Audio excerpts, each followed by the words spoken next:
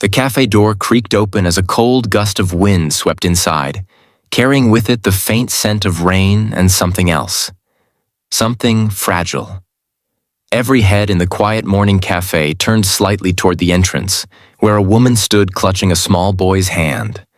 Her eyes were tired, her coat frayed at the edges, and her fingers trembled as she held onto her son as if letting go would mean losing everything. The little boy, with big green eyes and a red hoodie slightly too large for his tiny frame, looked up at her, confused and hungry. She hesitated before stepping in, scanning the tables already filled with well-dressed people sipping their lattes and typing on laptops. She looked out of place, like someone who didn't belong there, someone who hadn't eaten properly in days. If you believe in kindness, forgiveness, and second chances, please like this video, share it with your friends, and subscribe to the channel to support stories that touch the heart and remind us what humanity truly means. Her name was Lena Carter, a single mother who once worked in this very cafe 2 years ago. She used to serve coffee with a smile that could warm the coldest morning. But life had been cruel to her lately. After her husband's sudden death in a car accident, bills piled up faster than she could pay them.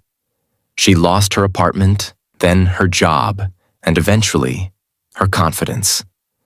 For months, she'd been drifting between shelters, struggling to keep her 6-year-old son Ethan safe and fed. This morning, she had walked nearly 5 miles just to find warmth for him. She had chosen this cafe because it used to be her second home once, a place where she laughed, worked, and built dreams she no longer had the strength to dream. But she didn't know that walking through that glass door would change everything again. The man behind the counter, Michael Evans, looked up as the doorbell chimed.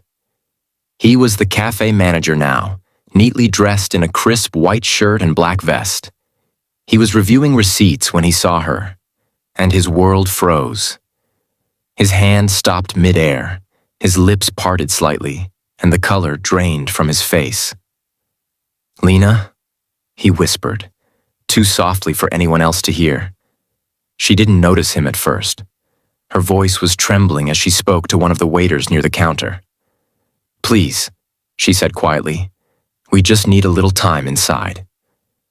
It's cold out there. We won't cause trouble." The waiter frowned slightly, glancing toward the manager for approval. Lena's son tugged at her coat and whispered, "Mom, can we sit?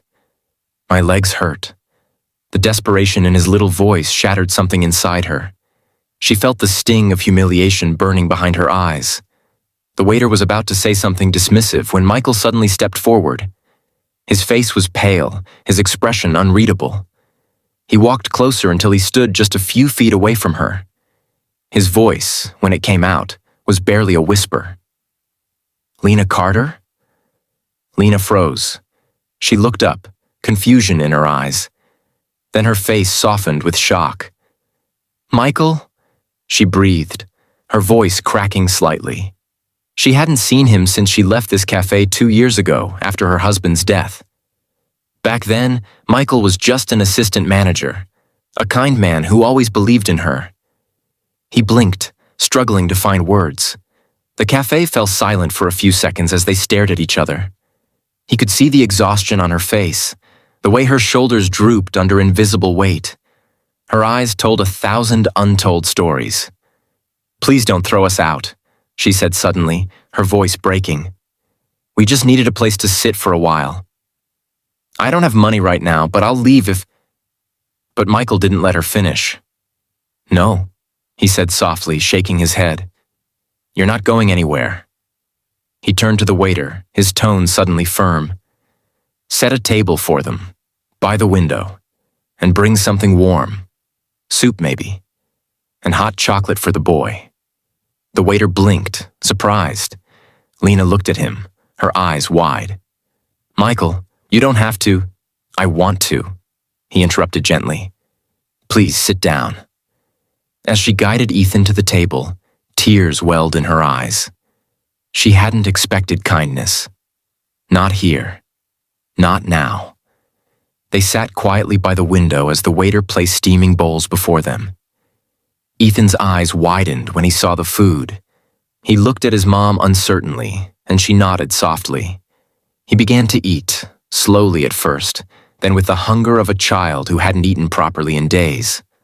Michael watched them from behind the counter, pretending to arrange receipts, but his hands trembled. Memories came flooding back. Lena laughing with coworkers, her kindness to everyone, the way she once helped him through a dark time when he had nearly lost his own job. She had been the heart of this place once. Seeing her like this broke him. After a while, he walked over and sat across from her. The cafe buzzed quietly around them, but in that moment, it felt like they were the only two people in the world. "What happened, Lena?" he asked softly. Her eyes fell on the table. She hesitated before speaking. "Life happened," she whispered. "After Aaron died, I tried to hold everything together. I took shifts, worked nights, anything I could. But it wasn't enough. The bills, the rent, the hospital expenses, they swallowed everything. And then, I just couldn't keep up. We lost our apartment. I lost my job. One thing after another. Her voice cracked, and she looked away. I didn't want Ethan to see me like this. But he's seen more than any child should Michael felt a lump rise in his throat. He remembered Aaron, her husband, a kind man who used to pick her up after late shifts. They were the kind of couple everyone admired. He leaned forward slightly. "You helped so many people back then, Lena. You always made everyone else's problems your own. You don't deserve this." She gave a small, bitter smile. Deserving doesn't matter much when you can't feed your child. They sat in silence for a moment. Then Michael reached into his pocket and pulled out his wallet. "No," Lena said immediately, shaking her head. "Please don't. I didn't come here to ask for help." "I know," he said softly. "You came here for warmth. And you found it." He smiled faintly. "But let me do this, for old time's sake." He slipped a folded envelope onto the table and stood before she could argue. "There's an old staff apartment upstairs," he said quietly. "It's empty. You can stay there until you find your footing again. No rent, no conditions." Her eyes widened in disbelief. "Michael, I can't accept that." "Yes, you can," he said gently but firmly, "because you're not a stranger. Your family here." Tears rolled silently down her cheeks as she looked at him. Ethan, sensing her emotion, climbed into her lap and hugged her tightly. "It's okay, Mommy," he whispered. "He's nice." That simple, innocent sentence broke the last of her restraint. She held her son close, crying quietly as the cafe hummed softly around them. Michael turned away, blinking rapidly to keep his own tears from showing. Later that evening, as the cafe closed and the last customer left, Michael led Lena and Ethan upstairs. The small staff apartment wasn't fancy, but it was clean, warm, and safe. There was a little kitchen, a bed, and a couch by the window. Ethan ran to the window and pressed his hands to the glass, amazed by the city lights. Lena stood silently in the doorway, overwhelmed. Michael handed her a small set of keys. "You can start over, Lena," he said quietly. "Let this be a beginning, not the end." She looked up at him, her voice trembling. "I don't know how to thank you." "Just promise me one thing," he said. "When you're back on your feet, help someone else who needs it. That's all I ask." She nodded, tears glistening in her eyes. "I promise." Weeks passed, and the little apartment filled slowly with warmth and laughter again. Lena started helping in the cafe part-time, cleaning tables and washing dishes until she regained her confidence. Customers began to recognize her kindness again, the same gentle smile she once shared freely. One evening, Michael walked into the cafe to find Ethan handing out little handmade thank you cards to the regulars. Each card had a drawing of a coffee cup and a message in a child's handwriting. "Thank you for being kind." Lena stood by the counter, watching him with pride. When Michael approached, she smiled. He wanted to make these for everyone, she said softly. He said kindness should be shared. Michael looked at the little boy, then at her, and felt something stir inside. A quiet reminder that life, even at its darkest, always left a small window for light to enter.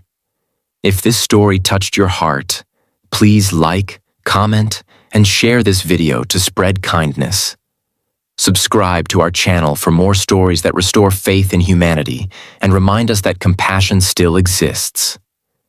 Before you leave, tell us in the comments, what would you have done if you were in Michael's place? Because sometimes, the smallest act of mercy can rewrite someone's entire life.